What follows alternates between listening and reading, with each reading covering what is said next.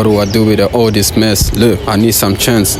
My heart been broke at the time you went, babe. I need your care. Look, remember the days I've been in this track. I regret that time I wasn't there for you. Please, I need you by my side. Look, now, Adrien, all sad. He's all sad. He's all sad. Much your menshi. Menshi kuko nawe is talented. Afite some vocal, no vocalist mwiza.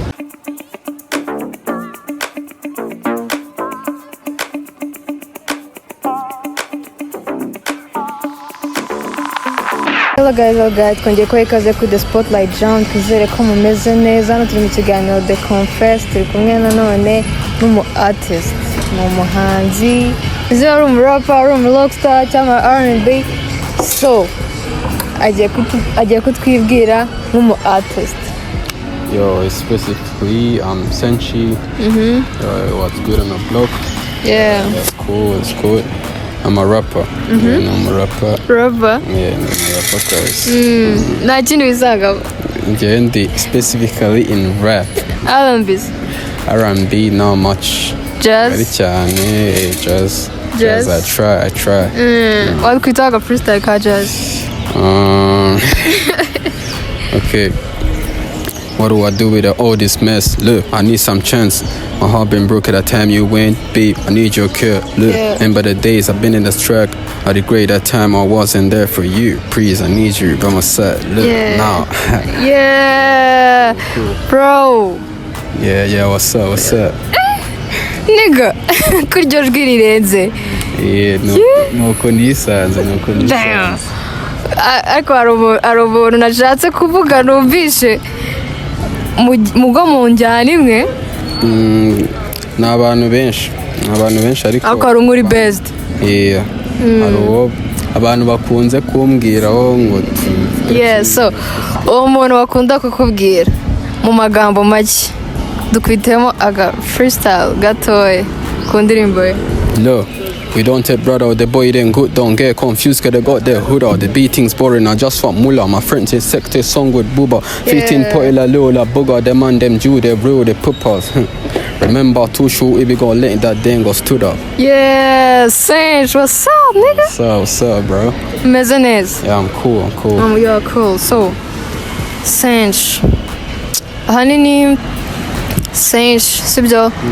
Nkanjye kuba aside nzikura umu artist uri umuhanzi. So ni iki abantu nkanjye baba bakuziho nyine ikindi kintu abantu baba bakuziho atari kuba umuhanzi?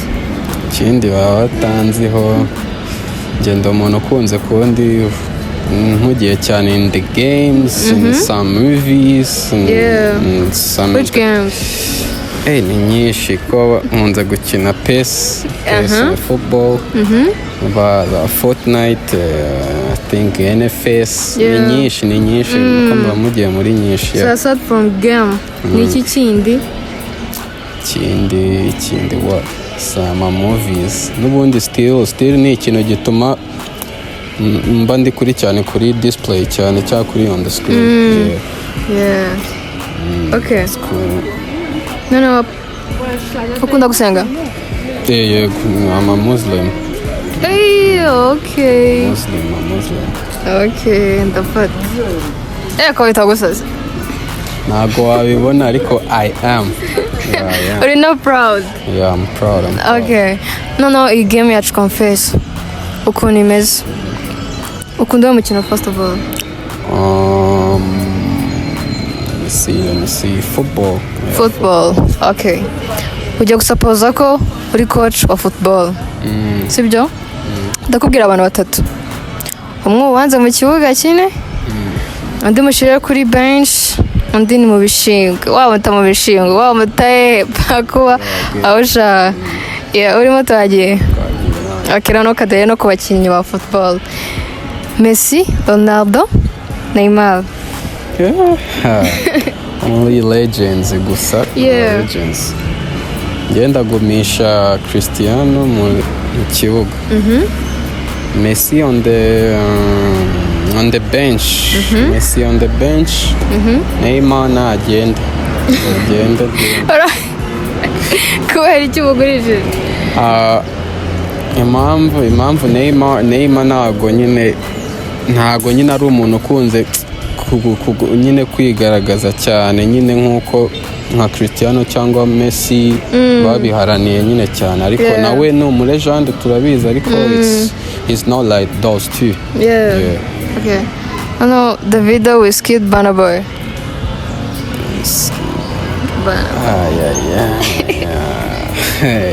African goats.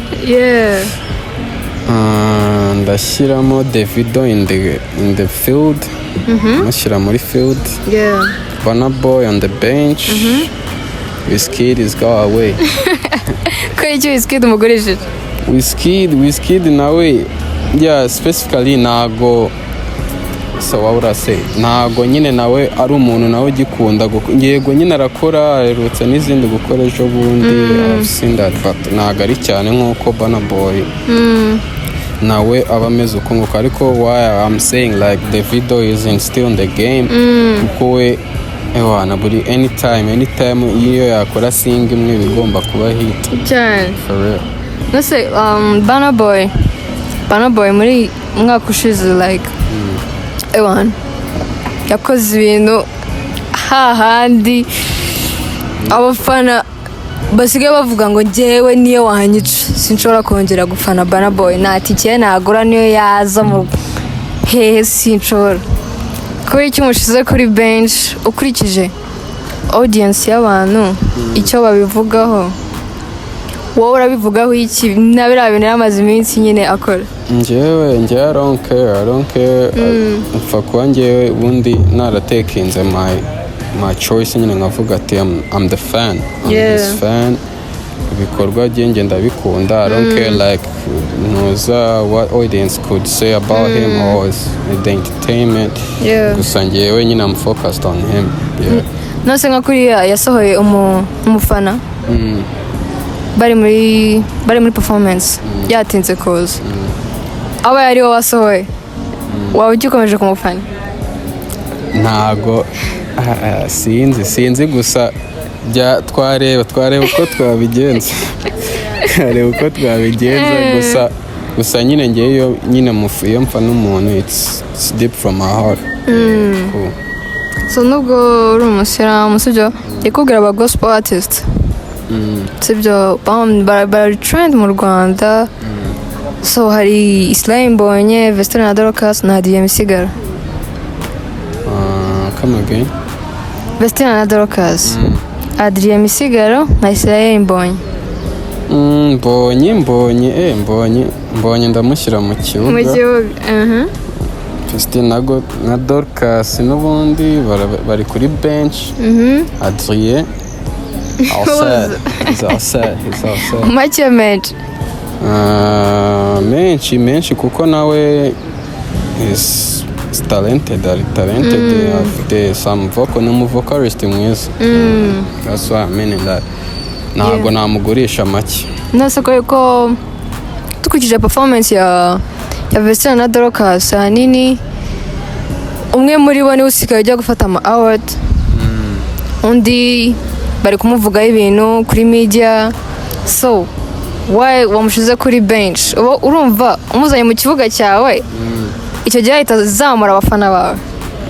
Oya ntabwo yahita bazamura bitewe n'ahantu yari amaze iminsi ari n'ibintu bamushinjaga n'ibiki bindi ariko she's talented nawe niyo mpamvu nyine navuga ati wenda habayeho izo matters ko yagiye ahura n'ibyo bintu niyo mpamvu namushyize kuri bench nyine abanze yigeho neza arwane kugaruka in the game neza.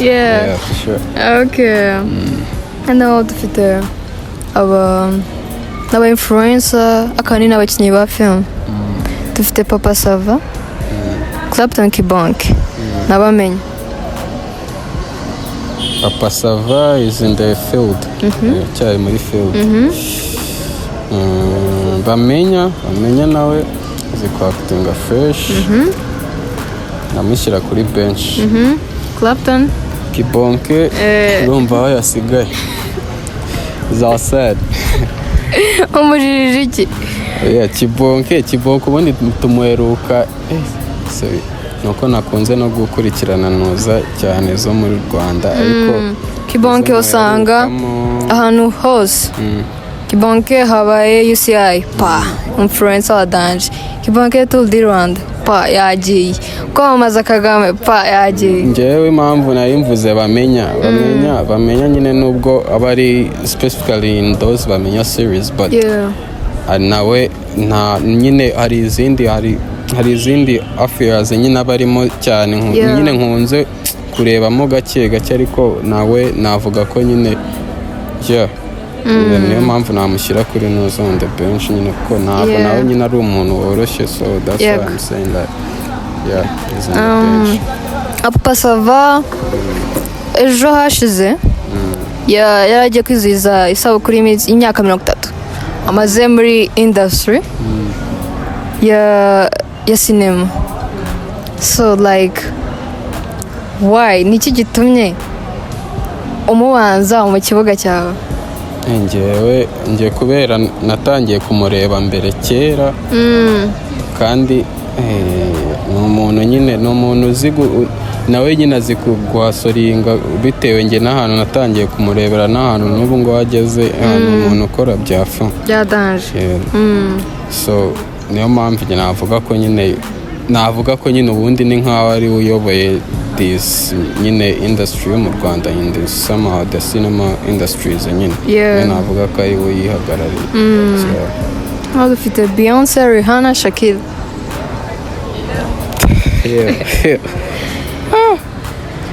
Rihanna, Beyonce, Shakira. Ndashyira Beyonce. Beyonce in the field. Rihanna on the bench. Ubundi Shakira. Shakira umurije iki? Arashaje? Oya ntabwo ari ukuvuga ngo arashaje.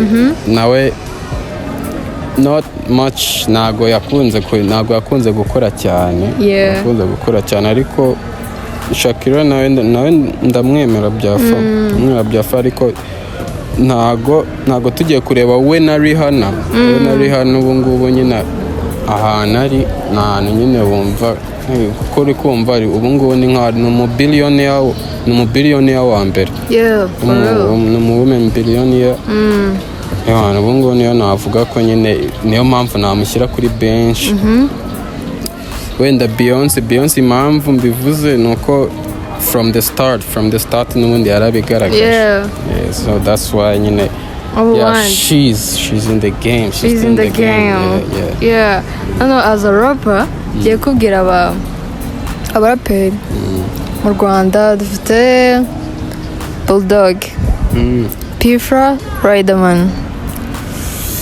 Bulldog ari mu gakino is in the field mu kibuga Riderman nawe ari kuri on the bench Pfra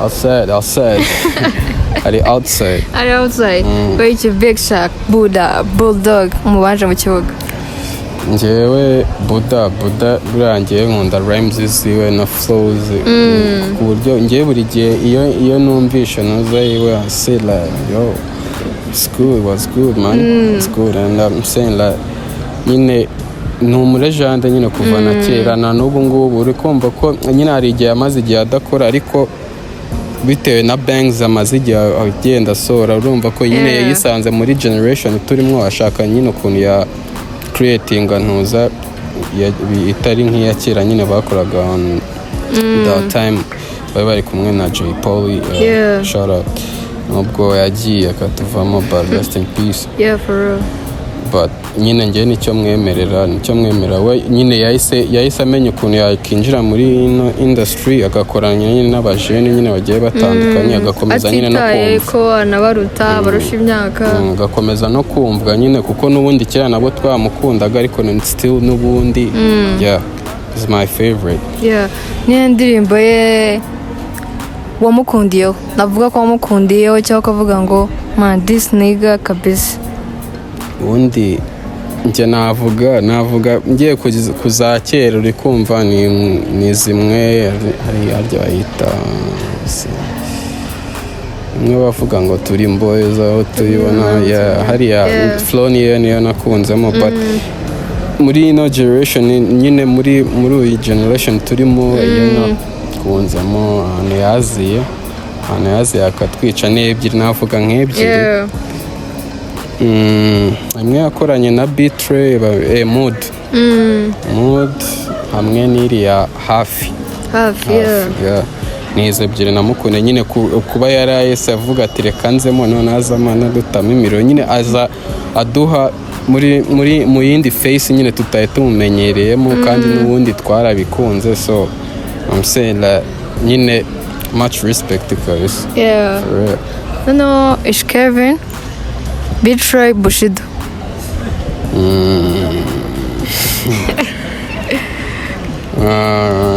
Kevin arimo mu kibuga Trey nawe ari kuri on the bench. Bushari yagiye kweri cyagiye Bushari yagiye kuko Bushari nawe ntago nyine warakora ariko ntago not much nubwo ntago nyine ari much nkuko ish Kevin muri no minsi ari gukora nyine tu uri kumva na Betray nyine urumva ari muri family affairs nyine ari kwita ku muryango so that's why navuga ko namushyira kuri bench ariko nyine n'ubundi still ibikorwa byenye ndabyemera kurusha nyine ibyantuza kurusha ibya Bushid so ejo bundi haharawe trend ya ndirimbo ya Kevin nshyashya VIP bana bakora freestyle bro I think namu artist utarakoze iriya freestyle so wowe wigize uyikoraho cyangwa se wadutamo all nago narayikoze warayikoze so duteho nka acapella gato with the VIPs. Ain't nobody can do this shit right else. Moving out there my head. Can't say right now. I've got my work to do. Like, I'm tryna do it again. I'm hitting my bro. It's Kevin. I'm making the way. Left or listen. And we're here. Right in the top of the city. Like, I don't care. Even my ops are seeing this bang. Chasing the Benz. We're chasing the hoes. Right with the gang. We're outside. We're making a fame. Get it away. There's something big on the way. Like, we get paid to go to the club. And that's right with the VIPs. Bow. Bro, so I think hazagira umuntu uzadukorera top 10 z'aba artist kuko njyewe ngoze top 10 I think nagushira ku mwanya wa mbere cause bro ntago navuga ko njye naba ndi kuri top on my side on your side I'm the top kuko your freestyle dope appreciate for real. No, $10 Orima reality.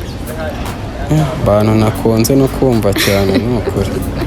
Gusa ariko uko byagenda kose. I could choose $10 kuko $10 nyambona njya akurikiza that tomorrow that live yours kwakora nyine akora his career nyine neza nyine kandi ubona ko nyine afite we ukuntu abikoramo bitandukanye n'uko nyine abandi bo mu Rwanda gutya babikora nyine we afite nyine uniqueness yitu so that's why namushyira in the field Adrien wari wa Orima na reality Orima ndapfa kumushyira kuri bench kuko wenda ndamushyira kuri bench ko nyine these hits nyine yagiye akora wenda nizo zikiri kugira nizo zikiri gutrendinga nyine mo gake ariko specifically ubona ko nyine akora melodies ziri specifically kuba girls cyane atari ntuza nyine ntago nyine yavuga ngo ni ugukora boro zose umuntu yayikujyo even a boy can't vibe it so that's why I'm saying nyine kuko napfa kumushyiraho gutya bisanzwe anytime nabwo rero diyaza nyine akahita kuraho anytime akahita kura njye nako still wamugurishije nago namugurishije kimwe cya kabiri wishyuye kimwe cya kabiri aya wamugurishije wese erega icyo gihe wamukuyeho amaboko kabaye. gusa orima nawe ararenze ariko nyine he's gotta do ugomba gukora byatari ugomba gukora bya danger kuko hari n'abajene nyine benshi nabo barenze bakora izindi melodies zirenze kurusha n'iziwe ariko nyine we kubera ntuza uniqueness yazanye agakora ntuza tutari tuzi this industry niyo mpamvu nyine so I think that namushyira nyine on the bench nyine ku buryo yaba ari tayari gusubira inyuma cyangwa akaza imbere. dufite ba The God batatu mu Rwanda Meddy, Bruce Melody, The Band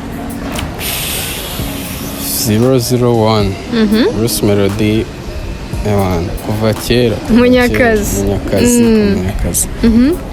araguma mu kibuga. Yego.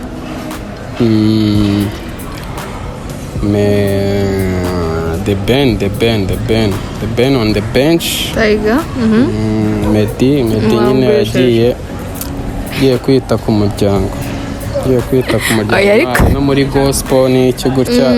So urumva ko nyine we ntago akiri muri yindi ntago dukikunze kumubona cyane. That's why I'm saying like yo nyine ntago namugurishije. Ndetse nka Tiger B ejobundi yasohoye indirimbo ya gospel ubundi adutema R&B n'ejobundi adutayemo rap muri ya ndirimbo y'indabo zanjye. So like we nk'umu artist wemera ko umuhanzi aba agomba kuvanga indirimbo injyana imwe ebyiri eshatu? nibyo umuhanzi aba agomba gukora kuko hari igihe nyine uba ugomba kuzana innovation. Hari igihe warapinga aba audience nyine bakunda kurapa bakagukunda. Hari igihe nyine wazana indi innovation. Hari n'abantu nyine baba bakeneye baba bathinkinga se nk'ubu dukeye mu gitondo tugasanga The Ben arimo ararapa cyangwa se nyine ibintu nyine bitandukanye ukavuga ati reka ngiye mbikore noneho ndebe ukuntu biraba bimeze ndebe what outcome nyine iraza ukuntu iraza imeze. So that's why nyine I'm saying ko nyine umuhanzi nyine abagomba kuvanga one step ahead imbere y'abandi bose kazana n'izindi ntago ari ukuvuga ngo ni R&B nyine wanazana na rock why not zana na rock ibiki nyine any type yose ya music wayikora ubishaka. So that's what I'm saying like the band nande na Meddy na Bruce Melody. Bruce Melody warakoze nta bindi byinshi namuvuga. No, the first can you shot Logan Joe?